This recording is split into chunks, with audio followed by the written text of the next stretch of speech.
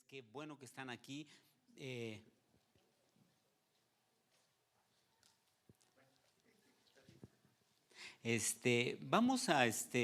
Vamos a dar un pequeño repaso de lo que vimos en nuestra primer clase.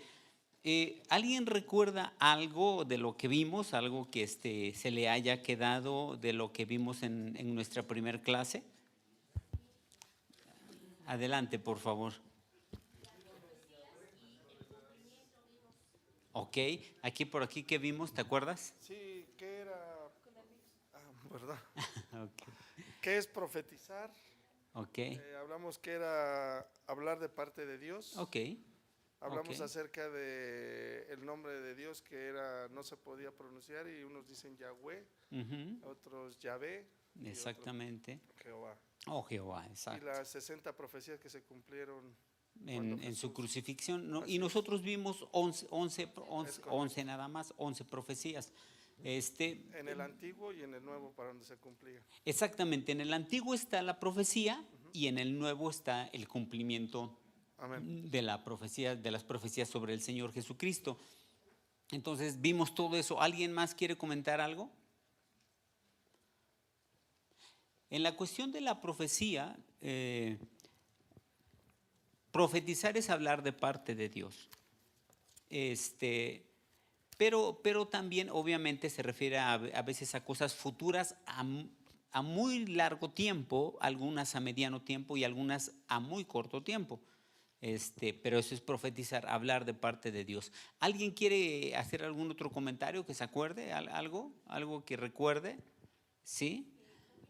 También nos comentó acerca de lo que es Dios, perdón, Ok. que es siervo y es rey. Ok. Es el principio y es el fin, Ok. ¿no? Exactamente. Y de eso podemos aprender en algo que vamos a establecer que se nos tiene que quedar profundamente. En el reino de Dios las cosas son diferentes a como se hacen en este mundo, en el mundo material o terrenal. Son muy diferentes. Por ejemplo, Jesucristo era rey, pero al mismo tiempo era siervo.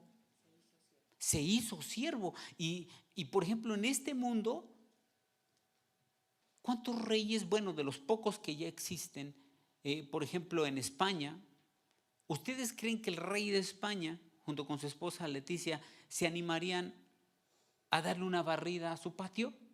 Pues jamás lo harían.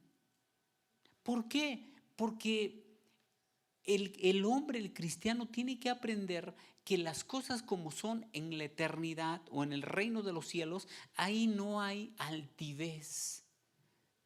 Hay sencillez, hay humildad. Y en este mundo a veces pensamos, bueno, si yo soy rey o tengo algún cargo, pues soy importante, superior, y eso aumenta mi orgullo, mi altivez. Provoca que no, ¿yo cómo voy a barrer? O lavar los baños. ¿A alguno le ha tocado la bendición de lavar los baños? Gracias a Dios. A los que no les ha tocado, anímense.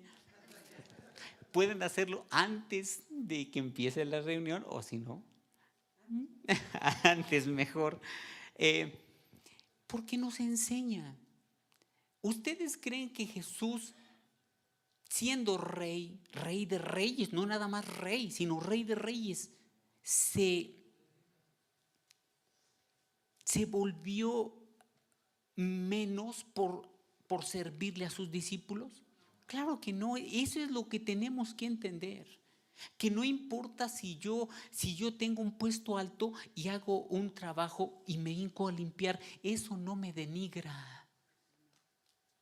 En este pensamiento, en la corriente de este mundo, pensamos que sí es denigrante. No, ¿yo cómo lo voy a hacer? Pero en el reino de Dios no. Vamos a ver cómo varias cosas en el reino de Dios son diferentes a cómo se hacen en esta tierra, en esta sociedad que se ha tergiversado todo, está de cabeza. El último comentario, ¿alguien que quiera comentar algo de la clase pasada? Hablamos de que no debemos como de hacer caso a los, no sé cómo decirlo, como mitos de el niño Dios, Sí, y de así que es. hacía palomitas de barro y, Ujú. y como todas esas cosas que no están en la Biblia, Así es. sino que solo nos basamos y solo lo que está en la Biblia podemos decir que es verdad. Efectivamente. Y comentamos estas cosas porque nos hemos encontrado en iglesias cristianas que todavía hay cristianos que tal vez por falta de instrucción que creen esas cosas. Es decir, que existió, bueno, o que Jesús fue como niño Dios. Pero no es así. Jesús llevó una niñez normal totalmente. Normal. Como cualquier niño, hasta que cumplió 30 años, entonces empezó su ministerio. Hasta entonces empezó a cumplir su ministerio. Bueno, vamos a empezar a ver en esta clase algo que es importante, algo de historia. Antes bueno, queremos, nosotros dos estamos sirviendo en Amistad Cristiana o en el Instituto Cristo para las Naciones como maestros. No somos propiamente pastores. Nuestro ministerio que estamos ejerciendo es maestros en el Instituto Bíblico. No somos pastores. Bueno, es solamente un comentario y una aclaración. Hay un dicho que dice: pueblo que no conoce su historia está condenado a repetirla, los errores de esa historia. En la escritura, yo creo que ustedes recuerden el pasaje donde dice que las cosas que les pasaron a los hombres del Antiguo Testamento les pasaron para nuestro o para nuestra enseñanza, para nuestro ejemplo, para que no pequemos como ellos pecaron, para que no nos equivoquemos como ellos se equivocaron, para que no seamos, como dice el dicho, que tropecé de nuevo y con la misma piedra. Que no sea así. Vamos a ver el tema, la unidad de este día es condiciones históricas en el tiempo de Jesucristo, como ahí está ya en la pantalla. ¿Cuáles fueron las condiciones? Esto ustedes van a ver que aunque de momento parece no tener que ver con la vida de Jesucristo, nos va a ayudar a entender muchas de las circunstancias que ya pasaron cuando Jesucristo estaba en su ministerio, ejerciendo su ministerio. Muchas de estas condiciones históricas, ¿qué pasó? ¿Qué historia fue antes de que el Señor Jesucristo llegara a la tierra? Y van a ver que nos va a ayudar mucho el estudiar un poco. ¿A cuántos les gusta la historia? Qué bueno, que esa es una bendición, porque hay personas que no les gusta tanto la historia. A mí me encanta la historia. La historia es fantástica. La historia es muy importante. Y en este caso la escritura, el apóstol Pablo decía que nosotros pasamos a ser hijos de Abraham. Por lo tanto, miembros del pueblo de Israel, y por lo tanto tenemos que conocer parte de la historia que ellos pasaron. Bueno, ¿cuáles fueron las condiciones históricas en el tiempo del Señor Jesucristo?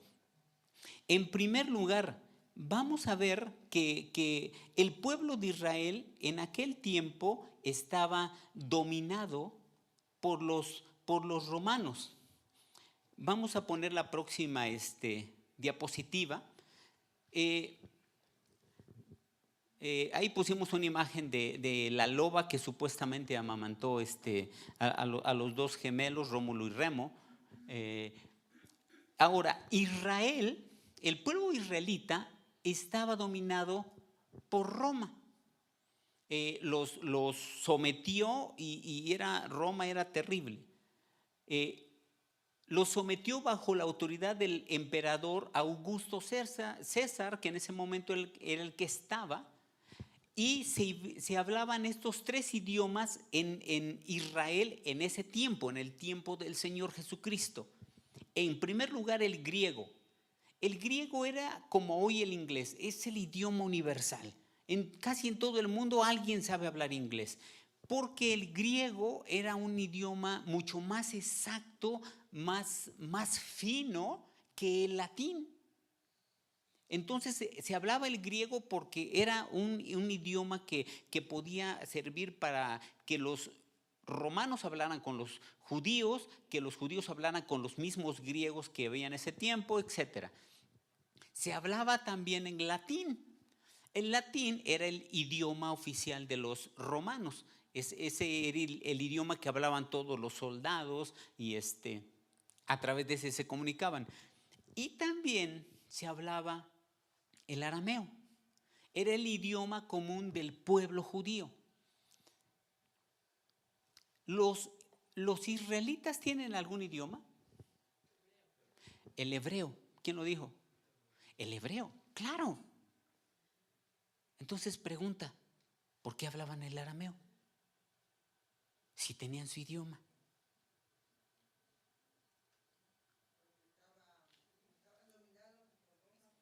Pero el arameo no era un idioma, el arameo no era un idioma romano.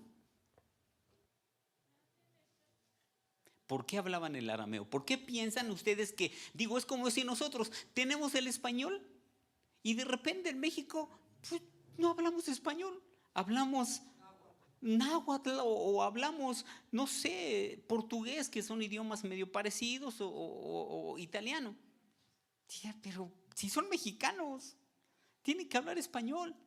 ¿Por qué el pueblo judío, por qué razón hablaba arameo y no el hebreo? Algunos de los escritos estaban escritos en arameo. Finalmente ya quedaron solamente como griego, pero primeramente algunos de los escritos estaban en arameo. Bueno, como información, todo el Antiguo Testamento, prácticamente todo, excepto algunos pocos versículos, unos cuantos, todo el Antiguo Testamento está escrito en hebreo. En hebreo. Unos cuantos versículos, poquitos, muy poquitos, están escritos en arameo. Pero en sí prácticamente todo el Antiguo Testamento es hebreo. Todo el Nuevo Testamento, ahí sí, todo es griego. Entonces, ¿por qué el arameo? Era la moda, ¿no? Es como nosotros queremos hablar francés, ¿no? Para impresionar a la chica, ¿no? No, ¿sí? ¿Alguien? ¿Por qué?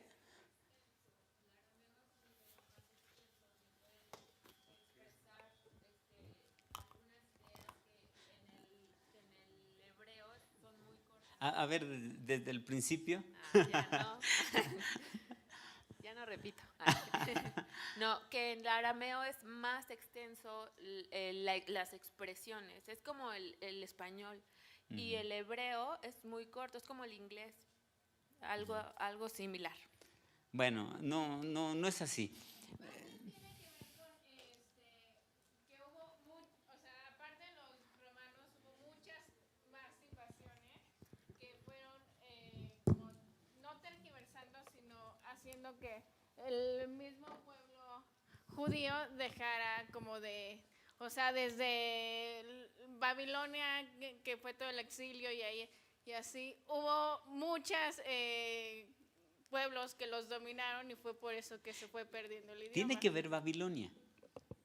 Pero hay mucha historia atrás de todo esto, del por qué el pueblo judío, en lugar de hablar su idioma, que era el hebreo, hablaba el arameo.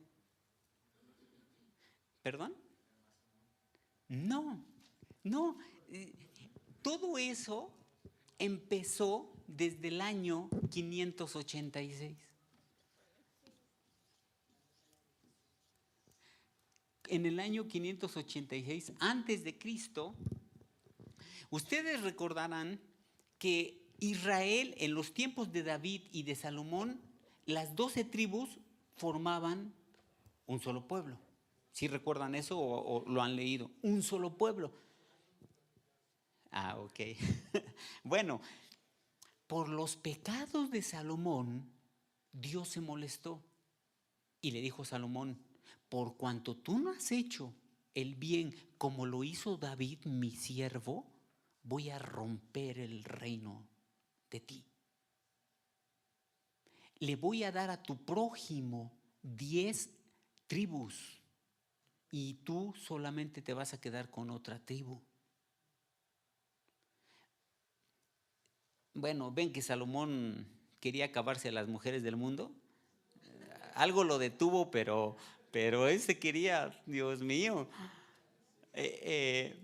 Entonces resulta que a la muerte de Salomón empieza a reinar su hijo. Y ahí pasa una división, una escisión.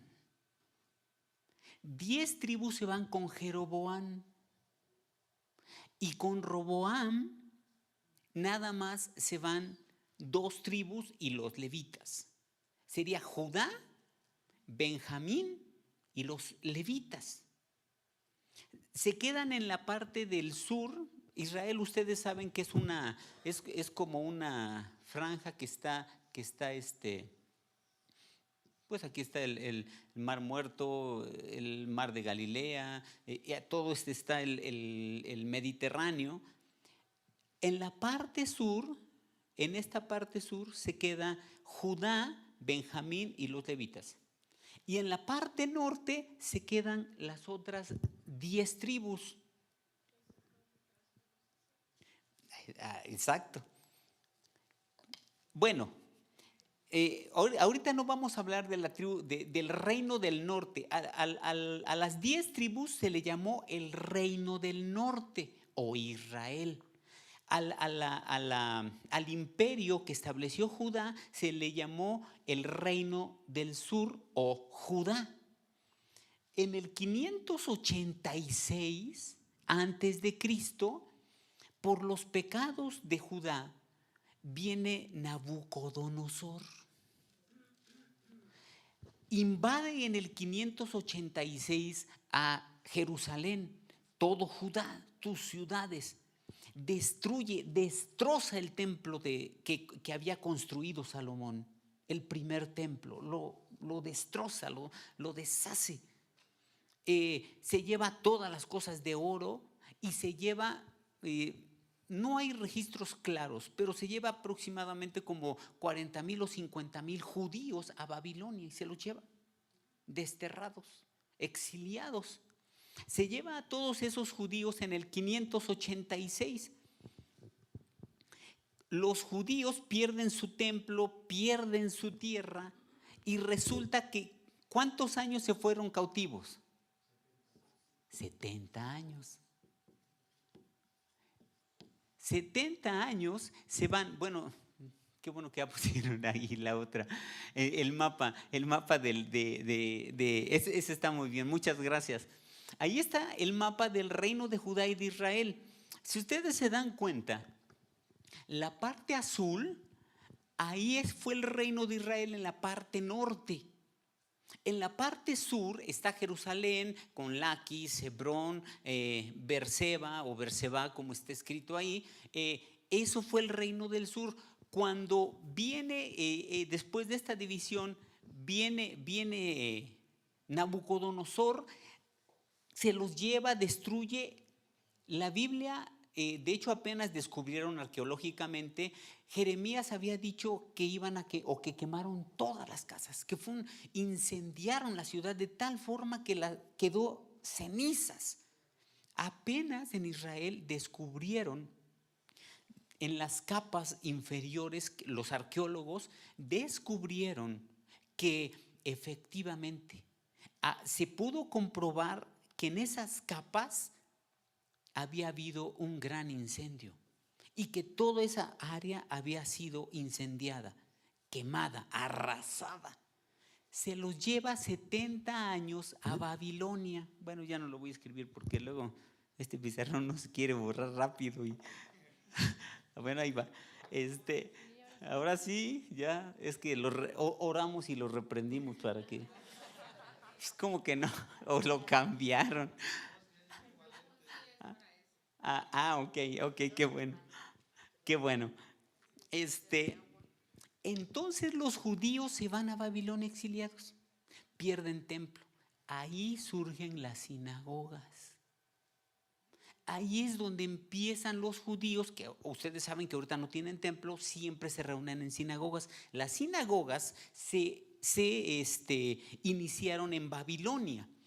Como no tenían dónde reunirse, se empezaron a reunir en casas y después de ahí surgieron las famosas sinagogas.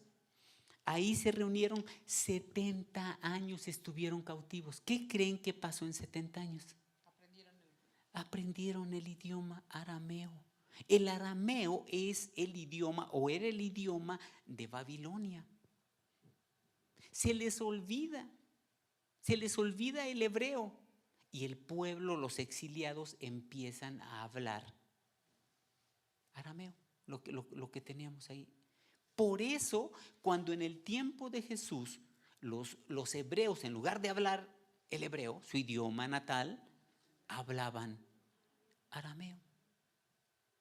No entendían el hebreo, no lo entendían, aunque son hermanos, son idiomas, hasta cierto mundo sí, hasta cierto tiempo, de cierto modo parecidos, tienen cierto hermanazgo esos dos idiomas, pero ya se les había olvidado el idioma, por eso hablaban el arameo. ¿Quién hablaba hebreo en ese tiempo? Los sacerdotes, nada más. Nada más hablaban los sacerdotes, hablaban el idioma hebreo.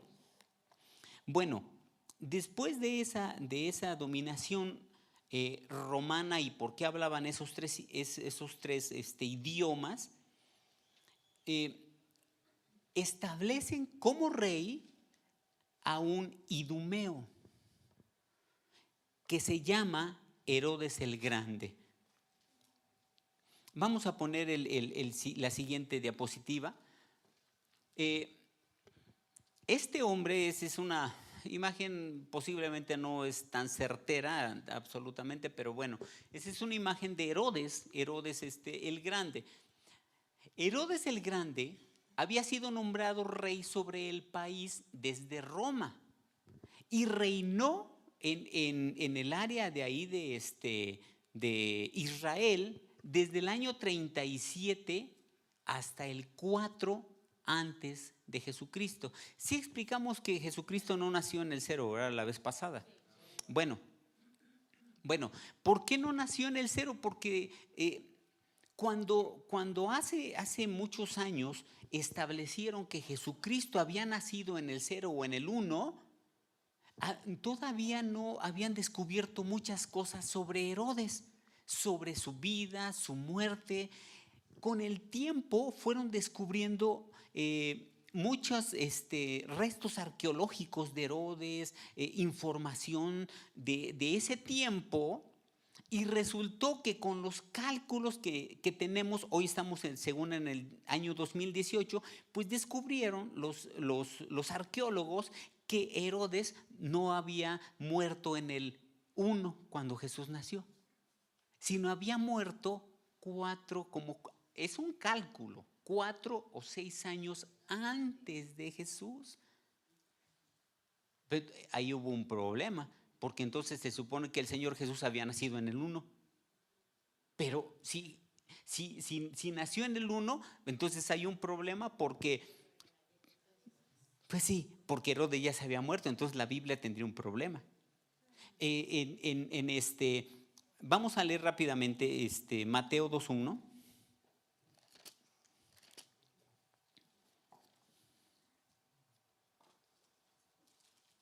¿Alguien puede leer ese pasaje? Nada más solamente el versículo 1 de Mateo capítulo 2. Te van a pasar el micro. Cuando Jesús nació en Belén de Judea, en días del rey Herodes, vinieron del oriente a Jerusalén unos magos. Fíjense, ahí dice, Jesús nació en Belén de Judea, ¿en cuándo? En los días del rey Herodes. Pero resulta que los arqueólogos descubrieron que Herodes había muerto en el 4 antes de Jesucristo. Entonces, ¿qué pasó? Simplemente que hubo un mal cálculo. Jesucristo no nació hace 2018 años. Jesucristo nació como hace 2022 años, 4 años antes del cálculo que se había realizado. Bueno, entonces se queda Herodes, se queda este hombre, Herodes. Cuando él muere en el 4 antes de Cristo, hereda su reino a sus 3 hijos, pero lo divide. Su reino era todo el área de Judea, Samaria, toda esa zona era su reino, pero divide su reino para sus 3 hijos. Arquelao se queda en Samaria y Judea. Herodes Antipas, ustedes recordarán, este es otro Herodes, pero hijo de Herodes el Grande, en Galilea y Perea, y Filipo o Felipe en los territorios del lago de Genezaret. Pero cuando Jesús llega, Arquelao, que se había quedado en Samaria y Judea, que es donde está Jerusalén, la historia cuenta que Arquelao fue un hombre brutal, así brutal con sus siervos, con todo lo que gobernó de Samaria y Judea. La historia dice que Arquelao mataba despiadadamente, bueno, un hombre brutal. Roma lo quita. Por toda esa brutalidad, Roma destituye al hijo de Herodes, Arquelao, y empieza a poner prefectos o gobernadores romanos en lugar de el hijo de Herodes. Y entonces se va así toda esta historia. El gobierno judío, si podemos pasar a la siguiente, el gobierno judío se empieza a establecer de esta manera, y le voy a pedir a mi esposita que ella hable de este tema.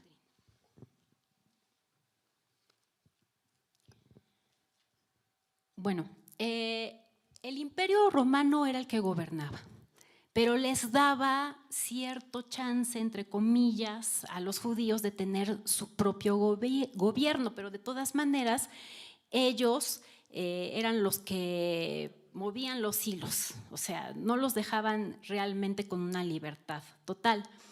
Y el máximo órgano de impartición de la justicia en Israel era el Sanedrín.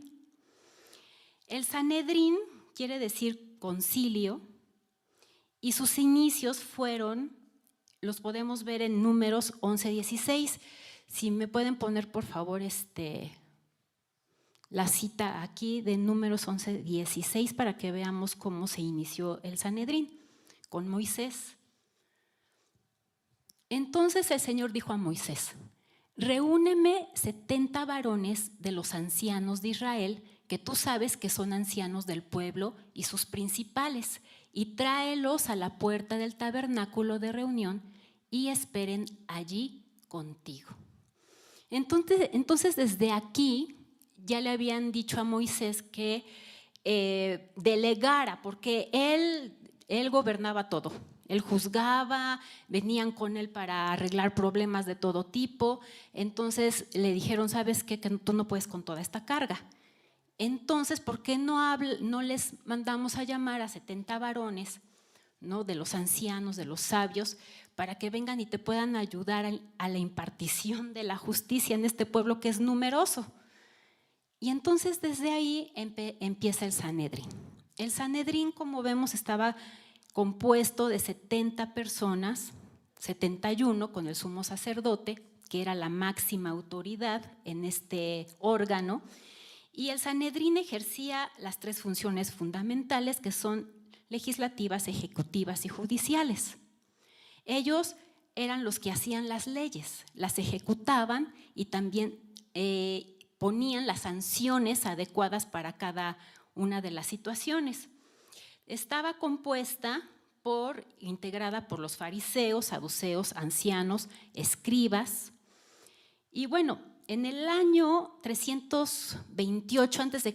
se disuelve el Sanedrín. Hasta hace apenas unos años se vuelve a instituir en Israel el Sanedrín. Pero los gobernantes o el gobierno no lo ha aceptado aún, no lo ha reconocido. Porque como sabemos en Israel, pues hay un presidente, hay un ministro, ¿verdad? Entonces ellos son los que gobiernan. Entonces no han aceptado todavía como que se vuelva a implantar el Sanedrín. Pero bueno, ellos ya dijeron, pues nosotros ya estamos aquí, nosotros ya vamos a empezar a juzgar a Israel. Pero no se conforman solo con juzgar a Israel, sino que ellos dicen, vamos a juzgar al mundo, a todo el mundo. Y para esto, ¿verdad? Pues, ¿qué creen? Pues que citaron a Obama a comparecer ante el Sanedrín, porque Obama hizo un pacto nuclear con Irán. Entonces, oye, ¿cómo es posible que Obama haya hecho esto? Que venga y aquí lo vamos a juzgar. Y también, ¿a quién creen que citaron?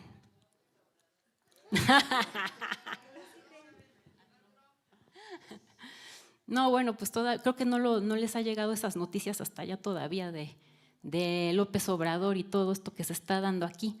Pero citaron al Papa Francisco, porque el Papa Francisco dice que los israelitas no son los dueños de la tierra de Jerusalén, no son dueños de Jerusalén ni son dueños de esa tierra. Entonces, ¿cómo dice este señor esta barbaridad? Entonces está invitado a comparecer. ¿Ustedes creen que alguno de ellos vaya?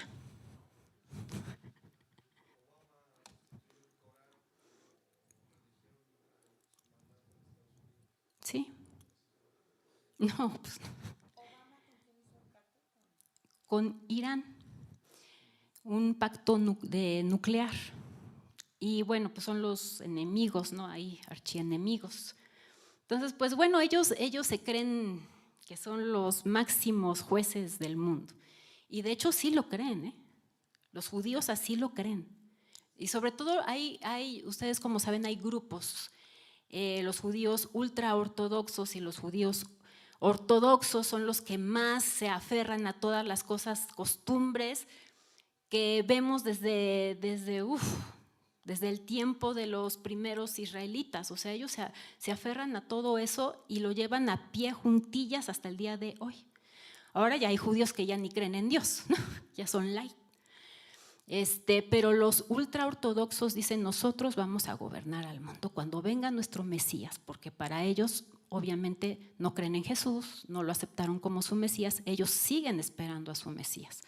Entonces, cuando venga su Mesías, Él se va a sentar en el trono, ¿no? Se va a sentar allí en el templo y Él va a gobernar junto con nosotros a todo el mundo. Eso es lo que ellos están esperando. Bueno, vamos a… ¿Sí, perdón? Sí, bueno, pero ellos obviamente, ellos están esperando a una persona física, no espiritual, a un ser humano es lo que ellos están esperando. Bueno, hay que orar por Israel, porque es el pueblo escogido de Dios y como el apóstol Pablo decía, de ellos nos vino la salvación.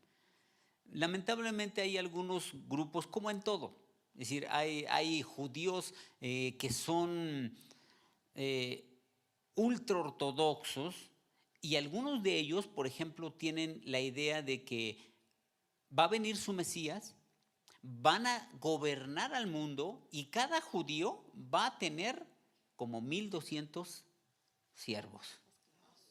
Nosotros supuestamente quieren que nosotros seamos sus siervos. No todo el judío está mal, porque caeríamos en la generalización.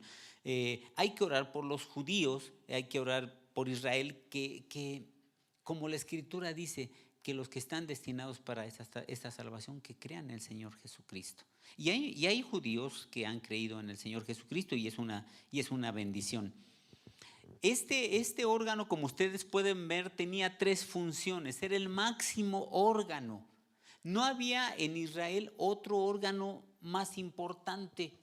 Tenía 3 funciones, o las más importantes: legislativas, podía legislar, hacer leyes, ejecutivas, ejecutarlas y judiciales. De hecho, el Sanedrín tenía un grupo de alguaciles. Tenía un grupo grande de alguaciles que en cualquier momento mandaban y apresaban a algunos que se oponían al gobierno judío o al que cometía alguna falta. Este gobierno estaba de esa forma establecido. El siguiente grupo, si ponen la siguiente diapositiva, son los fariseos. ¿Alguna vez le has dicho a alguien, ay, no seas fariseo? Hasta se volvió una frase, se volvió una forma de designar a los hipócritas. Porque el Señor Jesús en Mateo 23 habla como 9 o 10 veces fariseo, hipócrita, escribe, bueno, a todos ellos les decía generación de hipócrita en Mateo 23. En todo el capítulo, no lo vamos a leer, pero los fariseos, como ustedes pueden ver ahí, era la secta más numerosa, la de mayor peso. Eran los más respetados en el pueblo judío, aún con sus debilidades o con sus áreas de oportunidad, con sus defectos. Su nombre deriva del hebreo perusim o ferusim, bueno, más bien perusim, que significa separados. Ellos preferían llamarse Jeverín, con J como suena, que significa compañeros. Por ahí dejé. Ellos preferían llamarse o que les dijeran Jeverín. Escribo grande para que espero que los que están atrás puedan ver. Ellos preferían llamarse Jeverín, que Jeverín significa compañeros, pero los demás les llamaban Perusín porque decían que se separaban mucho. Se separaban mucho de los demás, se sentían muy santos. Bueno, eran muy criticados, pero también eran muy respetados. Ahora, ¿cuáles eran sus doctrinas más significativas de los fariseos? En primer lugar, creían en la divina providencia. ¿Alguien sabe qué es la divina providencia o a qué se le llama la divina providencia? No. La divina providencia es las acciones o son las acciones que Dios hace en favor de aquellos que creen en Él. Eso es la divina providencia, la ayuda divina que Dios provee a todos aquellos que creen en Él, a los hombres que creen en Él. Eso es básicamente la divina providencia, por eso viene de providencia, de proveer, de provisión. Bueno, la divina providencia, también ellos creían en ángeles y espíritus. Ellos creían que existían todo el reino angelical y también espiritual. Ellos creían también en la inmortalidad del alma, como nosotros lo creemos. Creían también en la resurrección del cuerpo, que un día vamos a resucitar y eso también nosotros lo creemos. En la soberanía de Dios. ¿Qué es la soberanía de Dios? ¿Qué podemos entender? A veces hay palabras que como que escuchamos o hemos escuchado y como que pensamos que tenemos cierta idea o que sabemos qué es, pero ¿qué significa soberanía? Que Dios no obedece órdenes, sino que Él es soberano, o sea, es su voluntad la que se tiene que ejercer sin que nadie pueda opinar sobre eso. Ok, ahí va, hay algo, ok, ahí va, medio tibia. ¿Alguien más? ¿Qué es soberanía? A ver allá, ¿qué es soberanía? Dice que en la soberanía de Dios todo está escrito. O sea, él muchas veces se cuestionaba así, que las cosas malas, ¿no? de dónde provenían. Y en la soberanía de Dios, Él lo permite. O sea, no hay nada que esté fuera de la mano de Dios en su soberanía. Ok. Bueno, aquí la compañera quiere, a ver. Soberano es el que manda. Soberano es el que manda. Ok, también tiene que ver. Soberano básicamente es el que puede hacer lo que quiera con lo que es suyo. Los reyes son soberanos en su reino porque es su reino. Y en lo que es suyo pueden hacer lo que quieren. Dios es soberano sobre la creación porque, como dice el Salmo 24, mía es la tierra y su plenitud, el mundo y los que en él habitan. Salmo 24, 25 y en todos esos salmos habla de que Él es el dueño de todo. Soberano es que Él puede hacer lo que Él quiera con lo que es suyo, y todo es suyo. Todo es suyo. Así de sencillo. Entonces, bueno, creían en la soberanía de Dios, que Él podía hacer lo que Él quisiera porque Él es el creador, Él es el formador de todo. Creían también en las recompensas y en los castigos futuros y un reino mesiánico sobre la tierra. Los fariseos eran muy importantes dentro del sistema judío. De hecho, Pablo era un fariseo. Y Pablo tuvo una gran influencia y una gran instrucción. Eran muy instruidos, sabían mucho, estudiaban la ley de una manera profunda, pero tenían varios defectos. Jesucristo decía: atan cargas pesadas sobre los hombros de los hombres y ellos no las quieren mover ni con un dedo. Es fácil enseñar. Es fácil decir yo sé, pero no se trata de decir yo sé, sino se trata de decir sé y lo hago.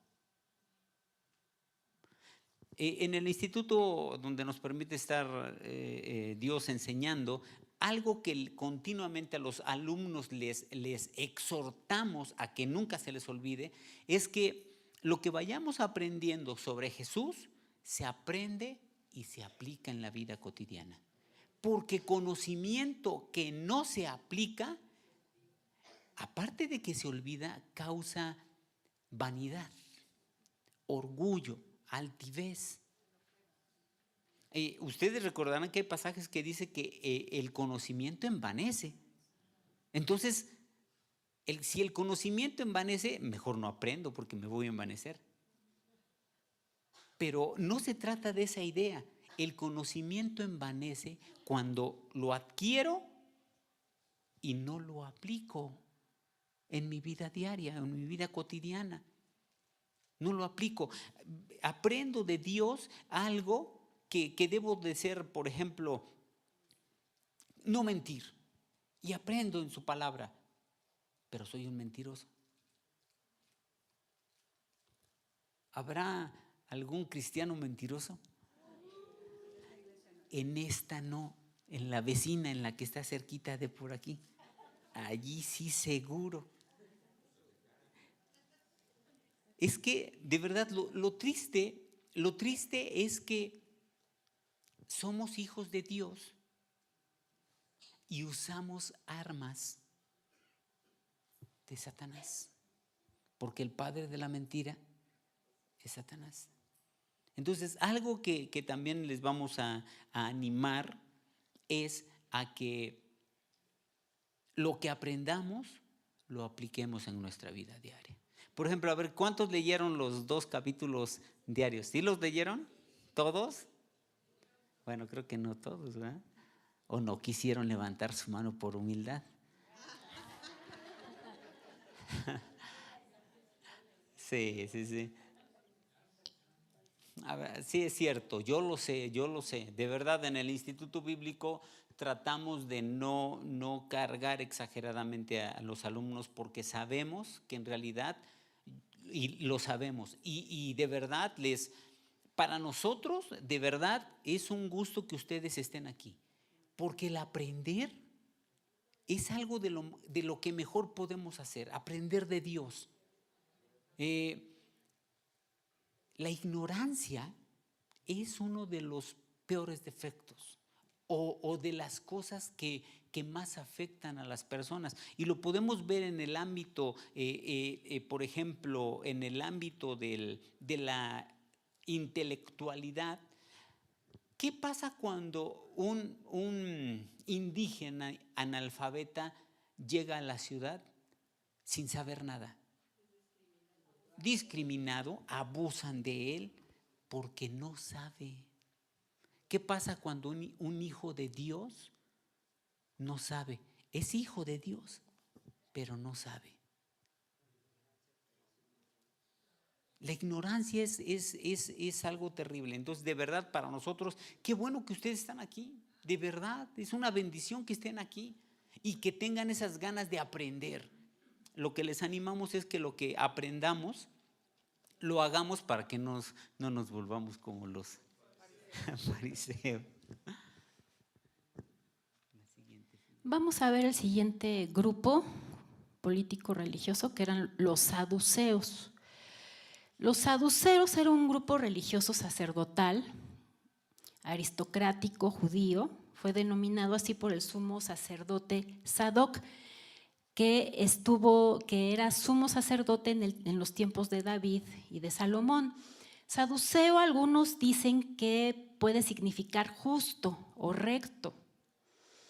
Era una clase privilegiada, eran comerciantes, ricos, funcionarios, y su postura y su conducta siempre era de mucha arrogancia, como los fariseos. Eran muy arrogantes. Del grupo de los saduceos siempre se desprendía el sumo sacerdote. O sea, para ser sumo sacerdote tenías que pertenecer al grupo de los saduceos. La diferencia entre los saduceos y los fariseos era totalmente radical.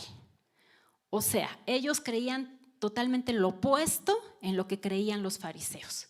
Por ejemplo, ellos decían que al morir el alma perece con el cuerpo, o sea que no había inmortalidad del alma, lo cual quiere decir que ellos no creían, o más bien pensaban que nosotros nacíamos, hacíamos lo que teníamos que hacer en esta vida, nos moríamos y se acabó.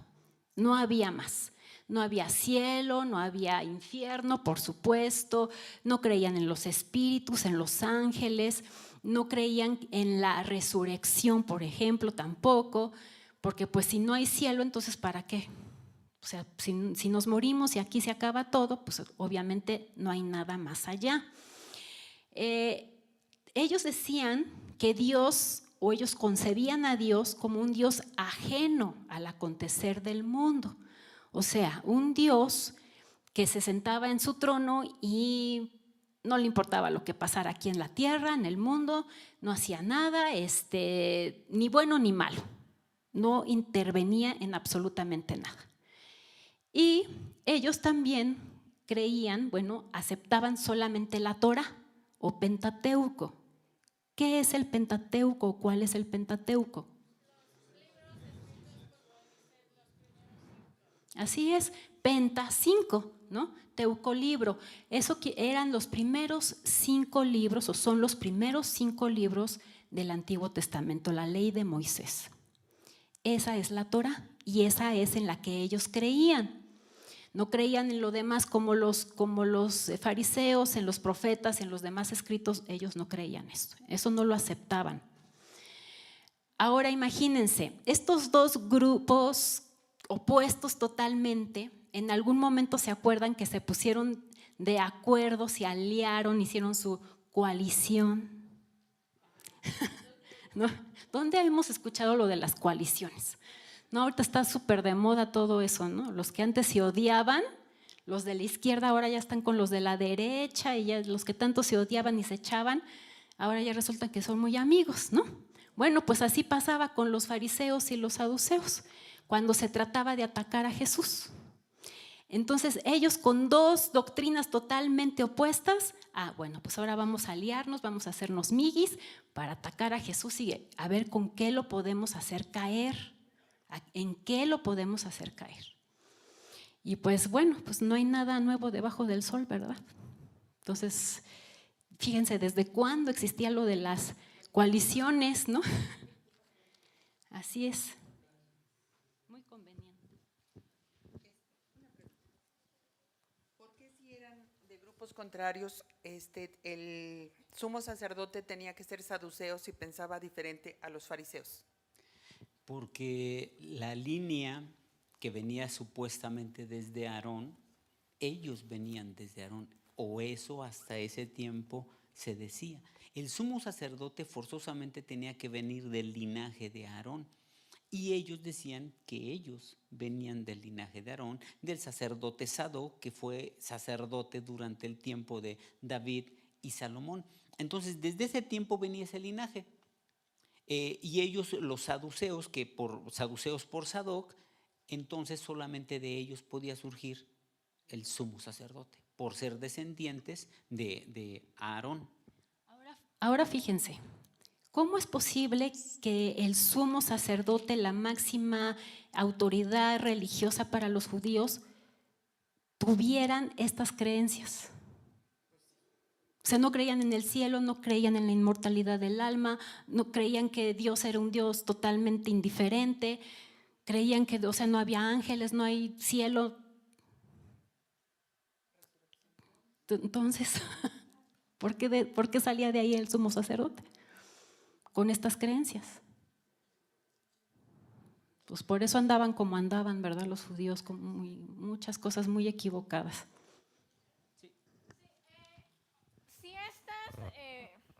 Si estos grupos eran tan diferentes, ¿cómo funcionaban como políticamente? O sea, ¿hasta dónde llegaba el poder de uno? ¿Cómo trabajaban juntos de algún modo?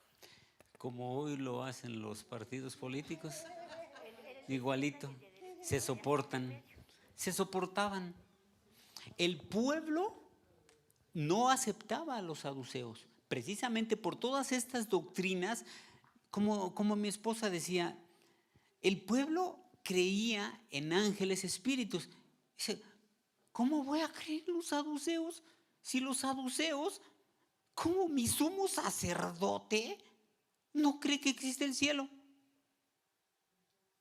Por eso el pueblo aceptaba más a los fariseos y a los escribas, que vamos a ver un poquito de los escribas un poquito más adelante.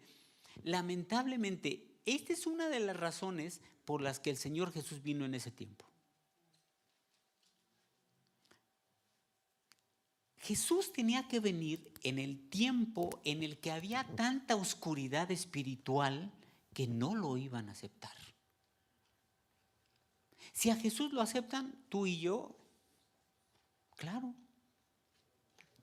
Si el pueblo judío acepta a Jesucristo como Mesías, Jesús venía a los judíos. El Señor Jesús tenía que venir en un tiempo de tal oscuridad espiritual como esta, que el sumo sacerdote dijera, no, pues es que no hay cielo. Ellos decían, se demuestra que Dios está contigo si eres rico. Si eres pobre, Dios ni te pela. Esa era una de las ideas saduceas. Dios está con nosotros. Claro, pero ese es lamentable. Digo, no pasa aquí, ¿no? Pero imagínense que en cualquier lugar el pastor se levanta y predica, pero dice, bueno, en realidad, si ustedes quieren, pueden creer en el cielo. Yo no creo. Espérame tantito, ¿cómo? ¿Qué doctrina estás impartiendo? ¿Han escuchado que en Estados Unidos, en algunas iglesias, ha habido presentadores que entrevistan a pastores y literalmente los ocultan, pero pero literalmente los pastores dicen, la verdad es que yo no creo en Dios. Pero es mi trabajo.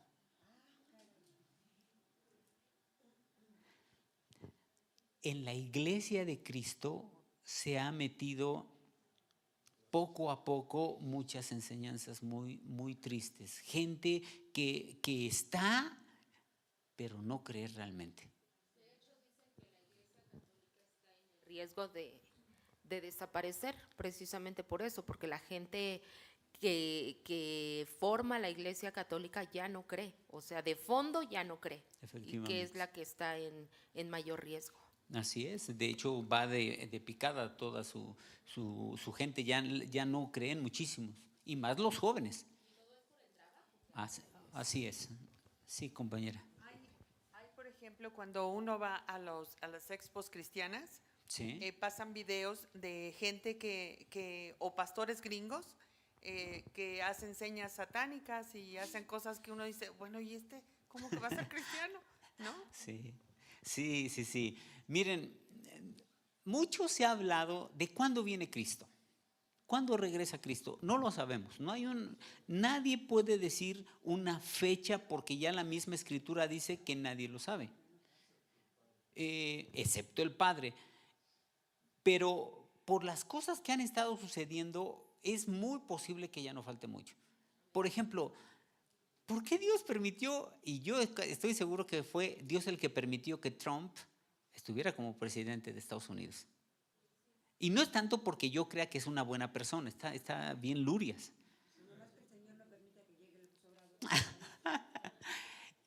¿Por qué Dios permitió que Trump estuviera ahí? Porque ningún otro presidente hubiera hecho la declaración que él hizo. Declaró oficialmente, o al menos por él, aceptando a Jerusalén como la capital de Israel. Nadie lo quería hacer. Se necesitaba un loco. Nadie lo iba a hacer. En Estados Unidos, de hecho, muchos de los presidentes se dicen cristianos, pero todos sabemos que una cosa es decirme cristiano y otra cosa es ser cristiano. Son cosas diferentes. Es decir, mucha gente se dice yo soy cristiano, pero Jesucristo dijo por sus frutos los conocerán, no por lo que digan. Decirlo es muy sencillo, decir las cosas es muy fácil, es muy sencillo. El chiste es serlo. Ese es lo importante. Nosotros mismos. Lamentablemente sí, a veces sí. Bueno, el siguiente grupo, así podemos poner la siguiente diapositiva. Los escribas. Los escribas iniciaron porque era gente que sabía escribir. Y entonces los ocupaban para cuando algún judío que no sabía escribir iba con ellos, oye, hazme un escrito, quiero mandar un escrito para algún negocio, alguna situación. O también empezaron como secretarios de los reyes, porque era gente que sí había aprendido a escribir, era gente de cierto nivel que había podido tener cierta educación. Entonces realmente los escribas, sus inicios fueron sencillos. Secretarios de los reyes, hacían cartas, etcétera. Pero poco a poco los escribas fueron escalando y fueron tomando cierta importancia. En el tiempo de Jesús ya eran muy respetados. Empezaron después a copiar las escrituras. Los judíos tienen una minuciosidad impresionante. Ellos escribían letra por letra, alguien los revisaba. Si se equivocaban en una letra, rompían el manuscrito, rompían ya sea el papiro o el pergamino. Bueno, en sus tiempos más que nada era el papiro donde escribían las escrituras. Como información nada más, sí saben lo que es el papiro, ¿verdad? ¿Qué es el papiro? Es un tipo de papel. Ese es el papel donde escribían. No es propiamente árbol, es una planta, no llega al nivel de árbol, todavía es más pequeña, es una planta. El papiro es una planta muy famosa en egipcio, de ahí surgieron los papiros. Es una planta con un tallo que es triangular. Híjole, no sé bien dibujar, pero es triangular y más o menos el ancho de esta planta es lo de un antebrazo. Bueno, el mío es medio flies, pero era el ancho como de unos 15 centímetros o un poco más, era el ancho de esa planta, de su tallo, de la parte de la planta, y sacaban laminillas. Las cortaban muy finamente, las cortaban y las iban entreponiendo, hacían rollos de papiro que llegaban a medir hasta 10 metros. 10 metros, y ya cuando las tenían, las dejaban secando, ya cuando estaban ya bien preparadas, las enrollaban. En aquel tiempo, ustedes saben, ahora tenemos este tipo de libros. En aquel tiempo no eran libros, eran rollos, se usaban rollos, eran rollos largos de hasta 10 metros y ahí escribían. Por ejemplo, ahí escribieron el libro de Isaías, etcétera. Bueno, entonces ahí escribían ellos, pero muy minuciosamente, exageradamente. Se han encontrado los más antiguos escritos y los comparan con los más recientes, que bueno, también tienen miles de años, y encuentran diferencias, pero de una letra, de 2 letras. Es decir, la minuciosidad que los escribas tenían era así impresionante. Y bueno, copiaron las escrituras, con el tiempo llegaron a ser intérpretes de la ley, ya la empezaban a interpretar, ya empezaba a crecer su reconocimiento o su estatus, y tenían las mismas creencias de los fariseos. De hecho, hay el hombre compañero de Nehemías, ¿cómo se llama? Esdras era un escriba, pero era un escriba muy importante en ese tiempo, y también de ahí descendieron este grupo que eran los escribas. Bueno, vamos a ver el siguiente para adelantar.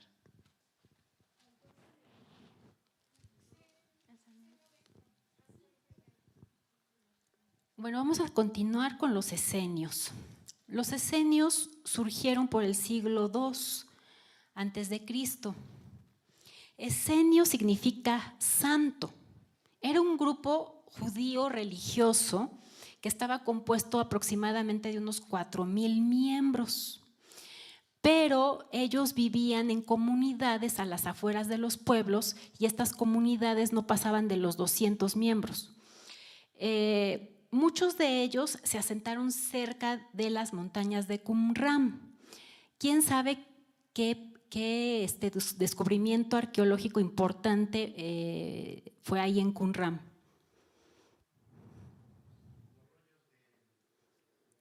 Los rollos del Mar Muerto. Entre ellos se encontró el libro de Isaías. El libro de Isaías lo encontraron completo, el libro, y en muy buenas condiciones, a pesar de que otros rollos no los encontraron en tan buenas condiciones. Entonces el libro de Isaías sí. Lo que hacían los esenios es que ellos transcribían los rollos y se encargaban de preservarlos. Los ponían en vasijas de arcilla, ahí los metían y los metían en las cuevas, porque en las cuevas había cierta temperatura, o la temperatura no era tan alta, era más baja que en lo demás, porque pues estaban en medio del desierto, o sea, un calorón tremendo. Entonces, estando metidos en las cuevas y en las vasijas de arcilla, se conservaban mejor. Y bueno, ellos era un grupo que renunciaron a los lujos. Creían en las mismas cosas que los fariseos, pero a diferencia de los fariseos, ellos vivían de una forma mucho más austera, mucho más sencilla, y los fariseos pues eran muy ostentosos en sus formas de vestir y de ser. Y bueno, ellos, la mayoría se sabe que no se casaban, o sea, ellos mantenían el celibato. Hacían mucho énfasis entre la luz y las tinieblas. Hacían muchos ritos también de purificación. Ellos se centraban en el estudio de las Escrituras. Se apartaban de todos para concentrarse en el estudio de las Escrituras. Se dice que de hecho Juan el Bautista era esenio por su forma de vestir. ¿Cómo se vestía Juan el Bautista? ¿Quién se acuerda? Con piel de camello. Así es. ¿Y qué comía? Miel silvestre y langostas. Yo antes pensaba, ay, langostas comía Juan el Bautista. Ay, oye, pues es que bárbaro, pues sí que estaba, pues imagínate. Ese sí estaba bien ricachón el Juan el Bautista, ¿o qué onda para estar comiendo langostas, no? Pero no, se refiere obviamente a los chapulines, bueno, pues sí, que son enormes, son así grandotes, bueno, pero de todas maneras, sí, grandotas, que de hecho se convierten en una plaga, ¿no? Muchas veces.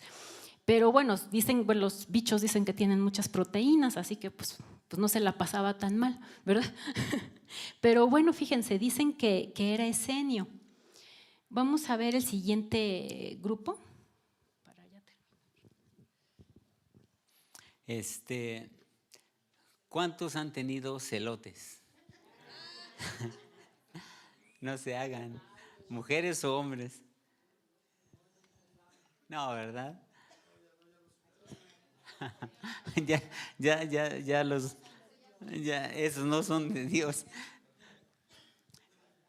Había un grupo que más que religioso era un grupo que quería la liberación de Israel a través de las armas. Era un grupo revolucionario, rebelde a Roma. Eran judíos, pero odiaban el ser esclavos de los judíos, odiaban estar como siervos de los judíos, y se llamaban los celotes, que se puede ver, escribir como ustedes ven ahí, con Z o con C. Y realmente sí viene, los celotes viene de celo, de apasionados. También se podían llamar cananeos, como ahí dice. Eran partidarios de la rebelión armada. Se les llamaba celotes porque seguían el ejemplo de Matatías. Matatías fue un sacerdote, un sumo sacerdote, y de sus hijos. Sus hijos, ¿alguien sabe algo de los macabeos? ¿Quiénes eran los macabeos? Bueno, es uno de los libros apócrifos. Okay. Pero eran un pueblo que logró liberarse a través de ciertas tácticas hechas por… ¿cómo se llamaba? No me acuerdo. No recuerdo, pero el libro de los macabeos trata sobre la guerra que hubo para liberarse de los… no recuerdo el nombre. Bueno, tenía que ver de los griegos o de los descendientes, generales descendientes de los que descendieron de Alejandro el Magno. A la muerte de Alejandro el Magno se divide el reino que conquistó en 4 generales que tenía. Esos 4 generales empiezan a conquistar, bueno, ya estaba conquistado, y Matatías, que era el sumo sacerdote, se levanta contra los que estaban dominando, los griegos que estaban dominándolos. Pone a su hijo Judas Macabeo para pelear. Tenía varios hijos, Simón Macabeo, Judas Macabeo, etc. Pero tenían el celo por la ley de Dios en el tiempo de la ocupación griega, como ahí dice. Como vimos, los romanos les permitían a los judíos tener su religión. Los griegos no. Los griegos tenían la idea de que los pueblos que ellos conquistaban tenían que dejar su religión y adoptar la religión griega.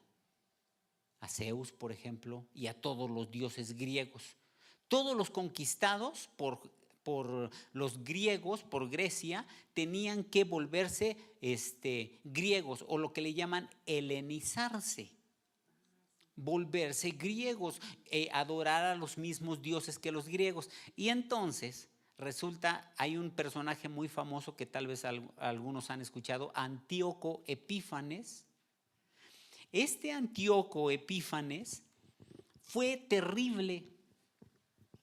Antíoco Epífanes, lo voy a escribir aquí.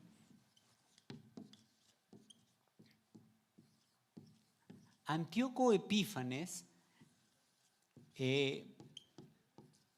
hizo algo que muchos le llaman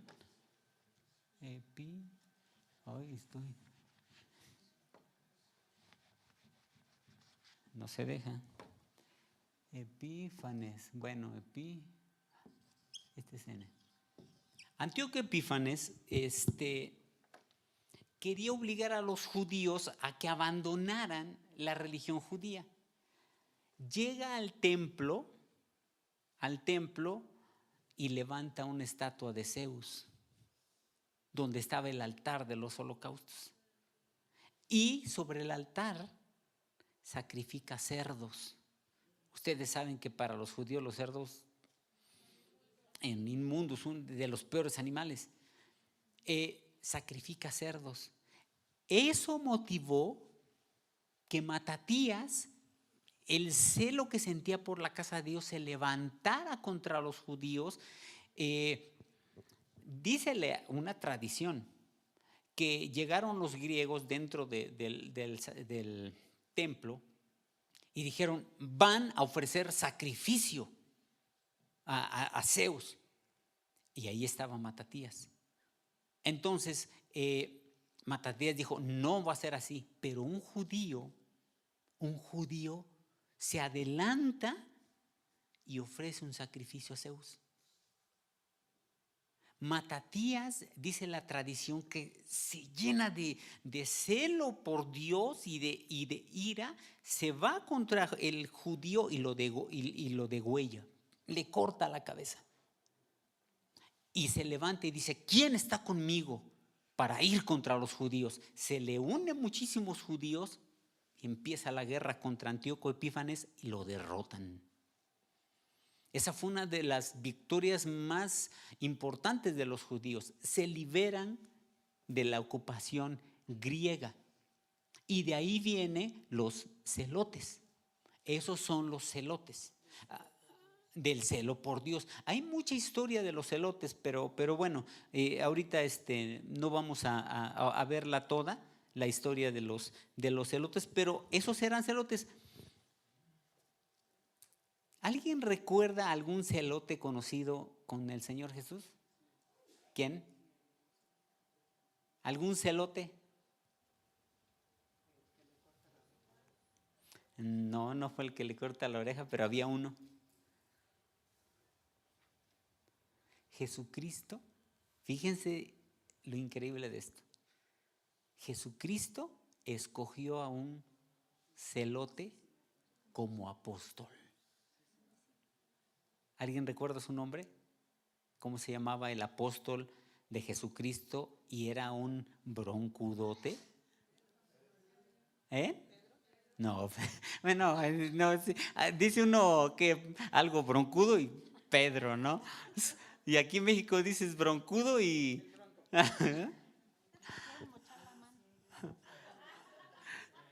Simón Celote. Simón el Celote. Vamos a hablar un poquito más después de él, pero bueno, vamos a ver la próxima. Bueno, siguiendo en ese tono político, vamos a ver a los herodianos. ¿Quiénes son los anayos?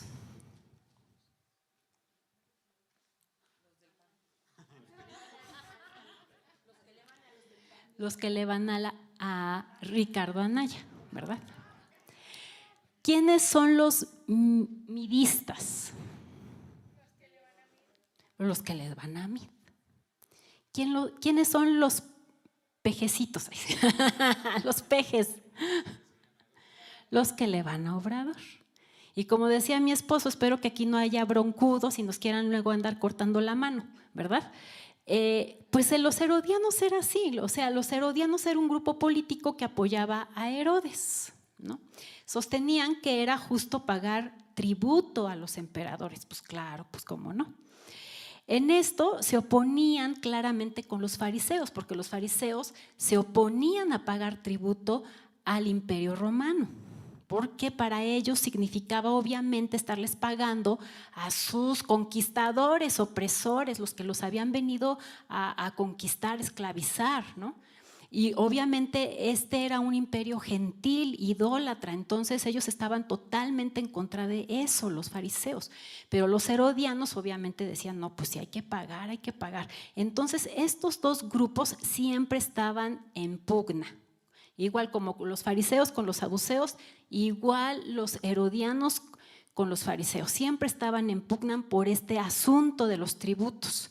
Y si recuerdan, en algún momento también se unen, hacen coalición para poder atacar a Jesús en este sentido, con lo de los tributos.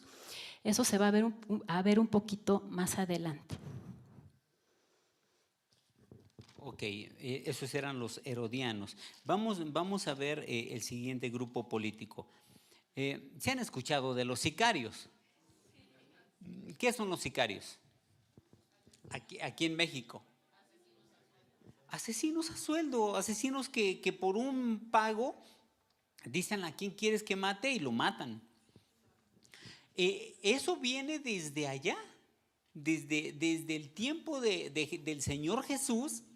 Había un grupo de nacionalistas judíos. También era un grupo violento. Era un grupo que como ustedes ven ahí, como ese hombre tiene una daga, ellos buscaban liberarse del yugo romano por medio de acciones de guerrillas, lo que le llamamos guerra de guerrillas. Veladamente atacaban y huían. Su nombre deriva del latín sicae, que se traduce como eso dice, portadores de una daga. Los sicarios en el tiempo del Señor Jesús eran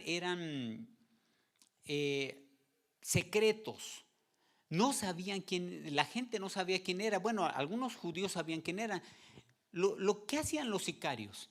Los sicarios, si se salían en la noche, iban por las calles, y si veían algunos grupos de algunos 2 soldados romanos solos, lo que agarraban, que escondidamente llegaban y les enterraban las dagas y los mataban. Al otro día aparecían los soldados muertos. ¿Y quién fue? Pues quién sabe. Pilato no era nada tonto. Pilato, cuando pasó esto, convocó al pueblo y dijo, ¿quién mató a estos hombres? Pues nadie decía nada, pues eran judíos. Dice, ok, nadie dice nada. Tomó a 2,000 judíos. A 2,000 judíos, levantó 1,000 cruces. Y de un lado de una cruz crucificó a 1,000 judíos.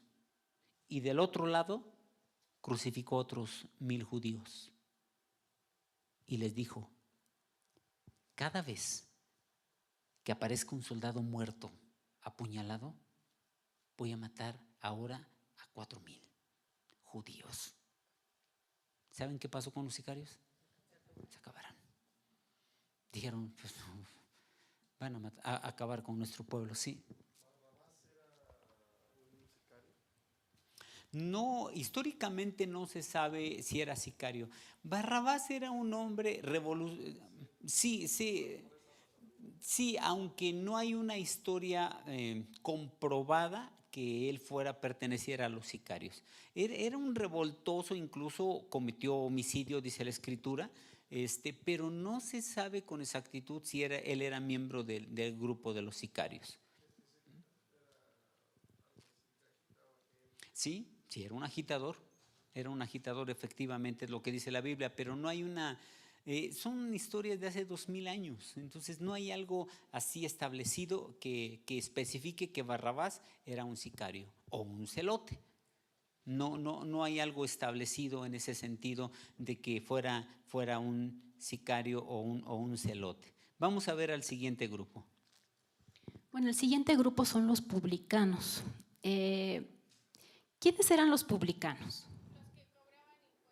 Los que cobraban impuestos. Así es, los que cobraban los impuestos de parte de Roma. Los publicanos, que viene del latín publicani, era un grupo de judíos empleados por Roma, eran contratados por un arrendatario romano para el cobro de los impuestos. Esto se prestaba obviamente mucho para el abuso y la extorsión.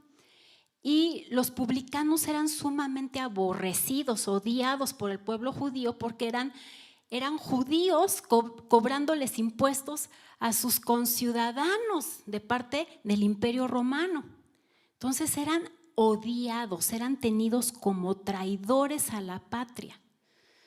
También eran considerados como impuros porque tenían relación con gentiles, con pura gente gentil.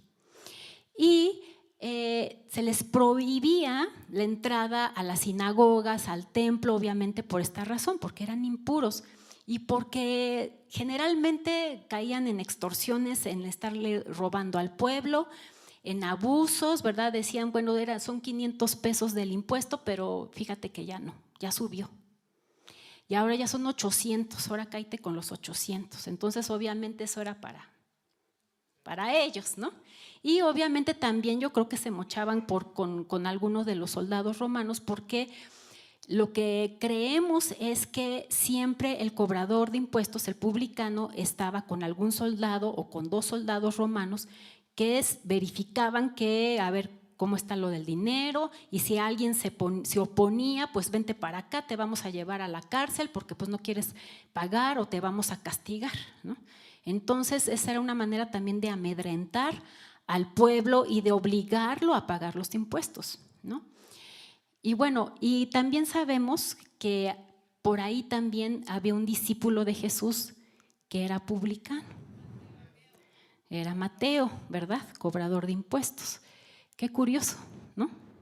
Ya tenemos a un celote y ahora ya tenemos a un traidor a la patria, que era un publicano, como discípulo de Jesús. Bueno.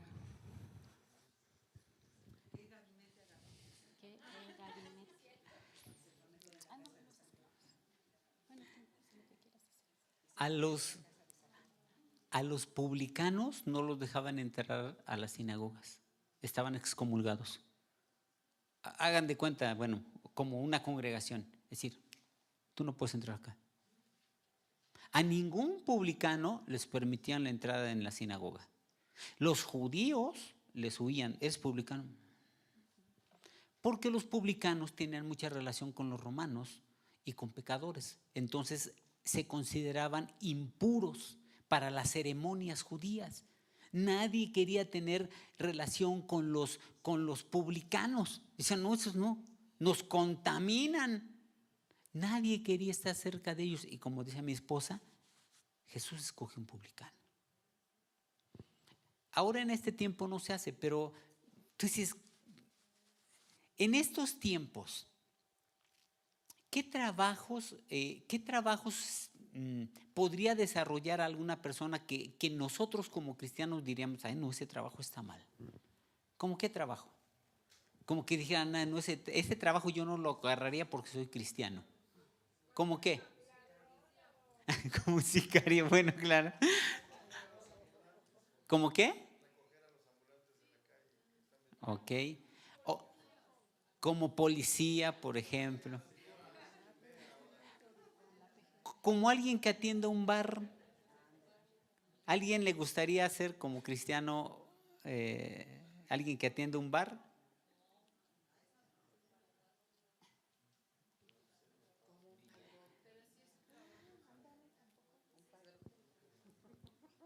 A ver, porque tenemos que aprender.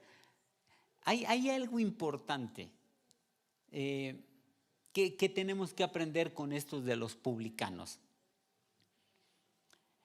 Si a ti se te acercara un hermano en Cristo que tuviera un trabajo, por ejemplo, como pues, atender en un bar o ahí donde, y luego en esos bares donde hay chicas que no tienen dinero para comprarse ropa y tienen poca, ¿qué le dirías tú? ¿Deja ese trabajo? Ok, esa es buena respuesta. Pero hay más. Es buena respuesta esa. Pero, ¿qué le dirías? ¿Que lo dejara? ¿Que tal vez Dios le daría otra? Por ejemplo, los publicanos no los dejaban entrar a la sinagoga. En el templo era muy difícil que tuvieran acceso al templo. Es decir, nadie los quería. Veían a un publicano y decían, ¡ay! ¿Qué piensan ustedes que si un publicano le dijera a Juan el Bautista que Juan el Bautista era extremo, era radical? ¿Qué piensan ustedes que Juan el Bautista le diría o le hubiera dicho a un publicano si le pregunta, Juan el Bautista, ¿yo qué tengo que hacer? Arrepiéntete. ¿Qué otra cosa? ¿Piensan que le diría, deja tu chamba? Para que te dejen entrar, porque si no, no te dejan entrar en la sinagoga. Bueno, al buen camino sí, pero ¿creen que le diría, deja tu chamba? Como, ¿sí? Vamos a leer la Biblia. Lucas. Ok. Vamos a leer Lucas capítulo 3. Si pueden poner, por favor, en la pantalla Lucas 3. Vamos a leer primero, fíjense la forma como era Juan y lo que le decía en el versículo 7, lo que le decía a las multitudes. Versículo 7. Fíjense lo que Juan le decía a las multitudes. Juan era radical y decía a las multitudes que salían para ser bautizados por él, generación de víboras. ¿Quién les enseñó a huir de la ira venidera? Y el siguiente versículo dice, hagan pues frutos dignos de arrepentimiento y todo. Juan era tremendo. Fíjense lo que le dijo a un publicano, o a varios publicanos que se le acercaron. En el versículo 12, de ese mismo, adelantito, fíjense. Vienen también unos publicanos. Él sabía perfectamente, él lo sabía, que los publicanos no los dejaban entrar a la sinagoga. ¿Qué pasaba si no dejaban entrar a los judíos a las sinagogas o al templo? No podían hacer ningún tipo de sacrificio. En teoría o en apariencia no podían tener una buena relación ¿con quién? Con Dios. ¿Por qué? Porque les estaban excomulgados de las sinagogas. Entonces, ¿cómo puedo tener comunión con Dios si no me dejan? ¿Qué le dijo Juan el Bautista tan radical? ¿Qué le dijo a los fariseos? Vinieron también los publicanos, perdón. Vinieron también unos publicanos para ser bautizados y le hicieron esta pregunta, ¿qué haremos? Si Juan hubiera sido un legalista, como hay muchos cristianos legalistas, ¿qué creen que le hubiera dicho? No, yo no te bautizo, si no te dejan entrar a la sinagoga, no, pues yo no. El siguiente versículo, él les dijo nada más, no exijan más de lo que les está ordenado. ¿Qué les estaba diciendo con esto? Ajá, que no tiran tranza, pero que inherentemente a esto, ¿qué otra cosa les estaba diciendo? Que sigan trabajando, que no dejen su trabajo. Oye, pero todos me rechazan. Te rechazan, pero Cristo no te rechaza. Te rechaza el hombre, pero Dios no te rechaza, porque Dios no se ve en qué trabajas, Él ve cómo está tu corazón. Oye, señor, pero mira, trabaja en una cosa, en un bar. Híjole, ahí está. Mejor que lo deje, ¿no? No, mejor que simplemente esté ahí y sea luz allí donde está. Eso es lo que tenemos que ser. Eso es lo importante. A veces, de verdad, a veces en el cristianismo, se da muchas situaciones de que ay, eso está mal. De juicio, efectivamente, de juicio. Pero vean a Juan el Bautista, a unos judíos considerados traidores, todo mundo, todos los sacerdotes, el sumo sacerdote, los fariseos, los escribas, todos decían, los publicanos son unos traidores, no te acerques a él. Y Juan el Bautista le dice, no tienes problema, puedes seguir siendo publicano, simplemente no hagas algo malo, no transes, claro.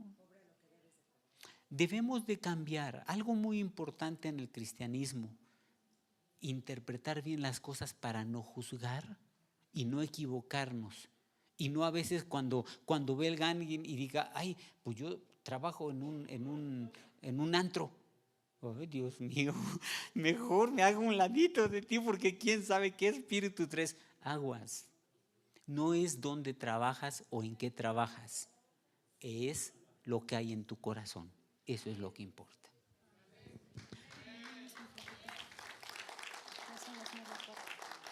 Ay, perdón. Bueno, perdón, ya nos pasamos 5 minutos, pero creo que era importante aclarar eso. Bueno, hasta aquí le dejamos. Ojalá puedan anotar todo, bueno, lo de los grupos, pero si tienen alguna situación, duda o eso, nos pueden pedir y podemos darles algunos de las presentaciones, o si no, algunos de lo que tenemos desarrollado sobre los grupos que tenemos ahí. Muchas gracias, que el Señor les bendiga.